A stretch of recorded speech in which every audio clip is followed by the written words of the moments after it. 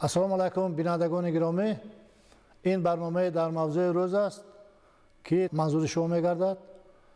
дар барномаи имрӯза иштирок доранд вакилони маҷлиси намояндагони маҷлиси олии ҷумҳурии тоҷикистон, аҳрорзода шӯҳрат аслон, узви кумитаи оид ба қонунгузорӣ ва ҳуқуқи инсони маҷлиси намояндагони маҷлиси олии ҷумҳурии тоҷикистон ва хайриддинзода азизбек, узви кумитаи маҷлиси намояндагони маҷлиси олии ҷумҳурии тоҷикистон оид ба тартиботи ҳуқуқӣ, мудофиа ва амният. мавзӯи барномаи имрӯза қонуни ҷумҳурии тоҷикистон дар бораи афв мебошад. ҷумҳурии тоҷикистон бо сарварии президенти ҷумҳурии тоҷикистон, пешвои муаззами миллат ҷаноб Олӣ Эмомалироҳмон, ҳамчун давлати демократӣ ва ҳуқуқбунёд бар пояи сулҳу субот, ваҳдати миллӣ ва ҳифзи ҳуқуқозодиҳои инсон ва шаҳрванд рушди бемайлон дорад. сиёсати башардӯстона аз ҷумла татбиқи афв яке аз ҷанбаҳои муҳими ин сиёсат ба ҳисоб меравад. афв яке аз санади башардӯстона буда дар байни ҷомеа ҳамчун нишони инсондӯстӣ арзёбӣ мегардад. бо қабули қонуни мазкур дар бораи афв зиёда аз 18 000 шахсоне ки ба ҷавобгарии ҷиноятӣ кашида шуда бо ҳукмҳои суд маҳкум шуданд, аз ин бархурдор мешаванд ва аз ҷумла теъдоди 11 305 нафар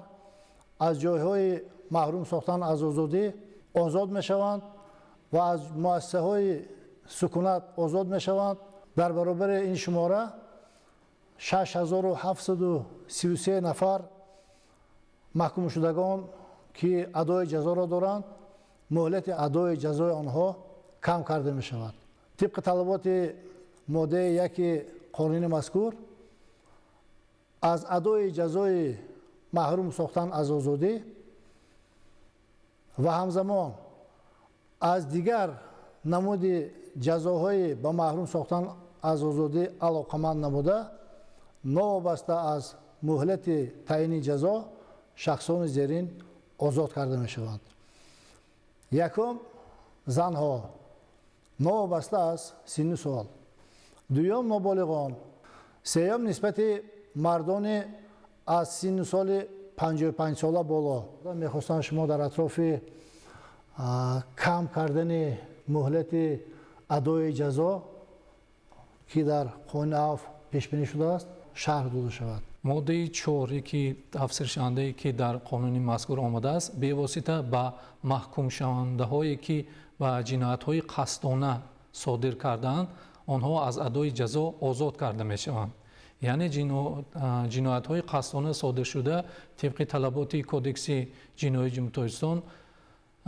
моддаи 18 нишон дода шудааст ки он кирдорҳои қасдона содиркардае ки ҳадди аксари ҷазо барои онҳо на зиёда аз 2 сол пешбинӣ карда шудааст, ҳамчун ҷиноятҳои дараҷаи начандон вазнин эътироф карда мешаванд ва ҳамчунин кирдорҳои қасдона содиршудае ки ҳадди аксар барои онҳо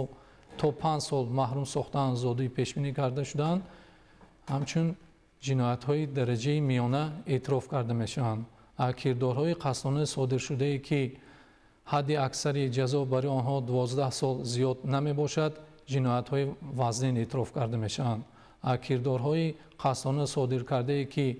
ҳадди аксар барои он ҷазо онҳо 12 сол зиёд ё ҷазои қатл пешбинӣ карда шудааст, ба ҷиноятҳои махсусан вазнин шомил мебошанд. яъне дар моддаи 4 тафсиршаванда дар банди аввал бевосита ба маҳкумшудагоне дахл дорад ки барои содир намудани ҷиноятҳои начандон вазнин ва дараҷаи миёна ки ба ҷазои маҳрум сохтан озодӣ то ба муҳлати 5 сол маҳкум шуданд дахл дорад. банди 2 бошад бевосита ба маҳкумшудагоне дахл дорад ки дар содир намудани ҷиноятҳои вазнин маҳкум шуданд ки онҳо дар рӯзи қабули қонуни мазкур 3/1 ҳиссаи адои ҷазоро воқеан адо карда бошанд паҳн мегардад. дар банди 3 моддаи 4 бошад нисбати маҳкумшудаҳое паҳн мегардад ки ҷиноятҳои махсусан вазнин содир кардаанду дар рӯзи қабули қонуни мазкур 4/3 ҳиссаи адои ҷазоро адо намудаанд ва хушбахтона نسبت به دیگر عفوهایی که قبول شدند بند 4 نسبت به دیگر قانون‌های عفو این نو می باشد، یعنی که برای صادر کردن جنایت‌های در قسم 3 ماده 200 و 201 قسم 3 کودکس جنایت‌ها از طرف محکوم شده هایی که به واسطه در روز قبول قانون مذکور 3/2 مهلت ادای جزا را ادا کردن، نوبت از محدودیت‌های پیش بینی نموده قانون مذکور از ادای جزا آزاد کرده میشند. محکوم شده هایی که با ماده 200 قسم 3 به مهلت 9 سال با حکم سود محکوم شدند و در روز قبول قانون مذکور یعنی 3/2 آن 6 سال محروم ساختن آزادی را ادا نمودند، میتونند نوبت از محدودیت هایی که در قانون مذکور پیش بینی گرده از ادای جزا آزاد کرده شوند. درباره زنها و نابالغان چگونه معیارها در قانون مذکور هست شما اخبارات میدادید؟ تشکر زیاد. با قبول قانون جمهوری تاجیکستان و امضا نمودن آن از جانب پرزیدنت مملکت به این قشر جامعه یعنی زنان و نابالغان توجه خاصه ظاهر کرده شده است. طبق طلبات ماده 1 قانون جمهوری تاجیکستان درباره عفو، زنان و نابالغان محکوم شده از ادای جزای محروم ساختن از آزادی ناوابسته از مهلت جزای تعیین شده و از دیگر جزاهای با محروم ساختن از آزادی علاقمند نبوده آزاد کرده می شوند. و باید ذکر نمایم که موافق معلومات های پیشکی در مؤسسه های اصلاحی مملکت قریب 507 نفر زنان ادای جزا دارند. با تطبیق قانون جمهوری تاجیکستان درباره عفو نسبت 248 نفر زنها از ادای جزای باقی مانده آزاد کرده شده، 259 نفر زنها جزاهای تعیین شده کم کرده می شود. و نسبت به نابالغان باشد، واقعا هم پرزیدنت مملکت با پیشنهاد و امضای قانون جمهوری تاجیکستان درباره عفو بار دیگر توجه مخصوص به نابالغان که آنها قشر به نهایت آسیب پذیر جامعه به حساب می روند ظاهر نمودند و به خاطر در آینده در راه درست تربیت یافتن نابالغانی که جنایت صادر نمودند تحت عمل همین قانون قرار داده می شود و موافق معلومات های پیشکی در مؤسسه های اصلاحی مملکت 134 نفر نابالغان ادای جزا دارند و با تطبیق همین قانون یعنی قانون جمهوری تاجیکستان درباره عفو 99 نفر از ادای باقی مانده جزا آزاد کرده شده و باقی مانده نابالغان جزا نسبت آنها کم کرده می شود. نسبت همه زنها و نسبت همه نابالغان معیارهای این قانون تطبیق می شود، یا در قسمت پور آزاد کردن از جزا یا در قسمت کم کردن جزای باقی مانده. تشکر زیاد. در برابر تطبیق قانون نسبت محکوم شده ها در استحصالات مقامات تحقیق و تفتیش و در بررسی مقامات سودی 3273 پرونده جنایتی موجود است که با آنها حالا قرار نهایی قبول نشده است. یعنی عفو نه تنها نسبت به محکوم شدگان بلکه نسبت به عیبدار شوندگان، نسبت به گمان بر شده ها، نسبت به سود شونده ها نیز تطبیق می‌گردد. از این لحاظ من می‌خواستم که درباره معیارهایی که ختم کردن پرونده جنایتی را که در پیشبرد است معین کرده است این قانون شرح داده شود. پیشبرد پرونده های جنایتی که تحت تحقیق تفتیشات پیشکی و در بررسی سودی قرار دارند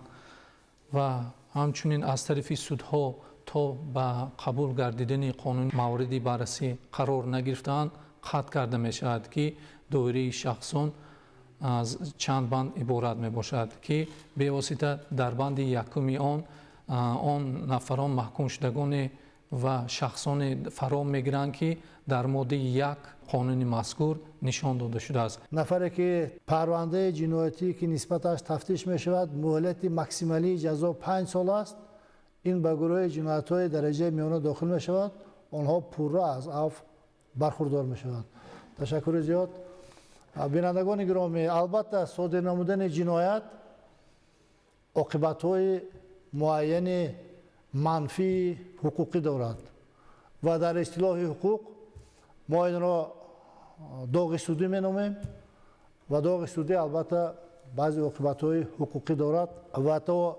бардошта шудани он амал мекунад. طبق طلبات ماده 82 کودکس جنایتی جمهوری تاجیکستان عفو در اساس قانون جمهوری تاجیکستان نسبت دایره معین شخصان قبول کرده می شود و طبق طلبات همین کودکس شخصان جنایت صادر کرده می توانند که از جوابگری جنایتی آزاد کرده شود و محکوم شدگان هم از جزای اساسی و هم از جزای ایلوگی پورا یا قسما آزاد کرده شود یا اینکه داغ سودی آنها برداشته شود. یکی از خصوصیت‌های فرق کننده قانون جمهوری تاجیکستان درباره عفو از قانون‌های قبلا قبول کرده شده در آن است که موافق همین قانون برای محکوم شدگان یعنی که برای صادر کردن جنایت‌های نه چندان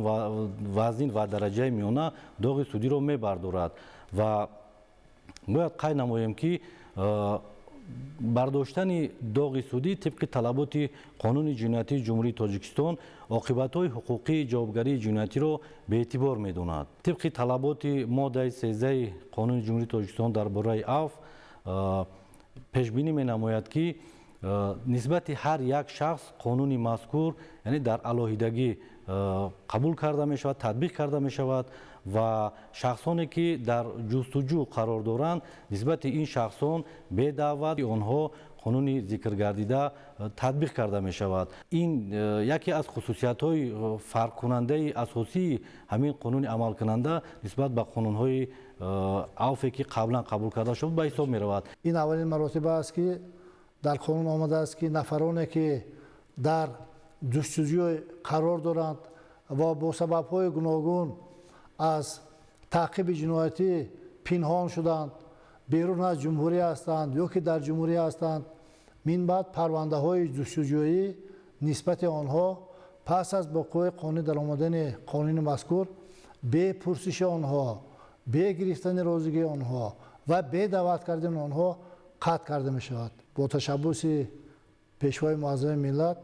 ما همین گونه معیارها را قبول نمودیم که قانون جمهوری تاجیکستان درباره عفو آن را پیش بینی نموده است و البته یکی از مقصد اساسی این معیار هم به وطن آوردن و سهم گذاشتن آنها در رشد اجتماعی اقتصادی کشور است. همین معیار یک معیار می شود که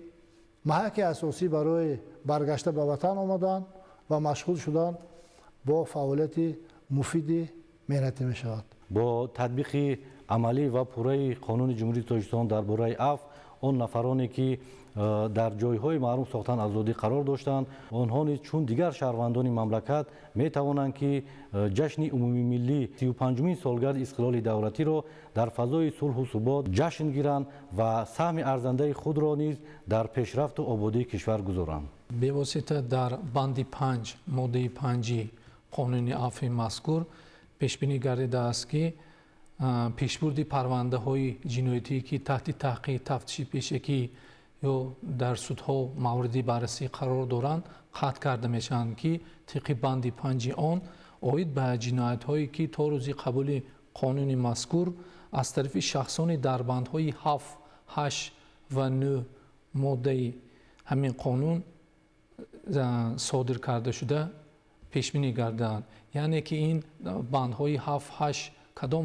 کدام شخصان رو در نظر دارند؟ یعنی آن شخصانی که محکوم شدگانی که می باشند که با علامت های ماده 179 علاوه 2 کودکس جنایی جمهوری تاجیکستان که با مبلغ گذاری جنایت های خصوصی تروریستی داشته که آن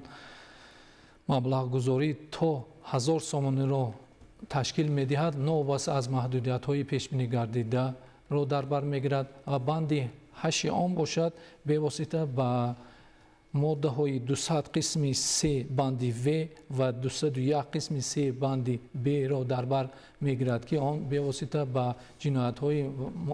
های غیرقانونی مواد نشه‌دار وابسته بوده که آن مقداری کم را تشکیل میدهد و همچنین بند 9 ماده 3 нисбат ба шахсоне ки ба синни 70 расиданд пешбурди парвандаи ҷиноятӣ нисбати онҳо низ қатъ карда мешавад дар ҳолатҳои истисноие ки вобаста ба ҷиноятҳои махсусан вазнин содир кардаанд аз пешбурди парвандаи ҷиноятӣ аз тарафи тафтишоти пешакӣ маҳкумоти таҳқиқ ва судҳо қатъ карда мешавад. қонуни ҷумҳурии тоҷикистон дар бораи афв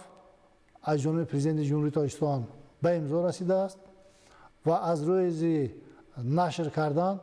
он ба қувваи қонунӣ медарояд ва мавриди амал қарор дода мешавад. боқӣ саломату сарбаланд бошед.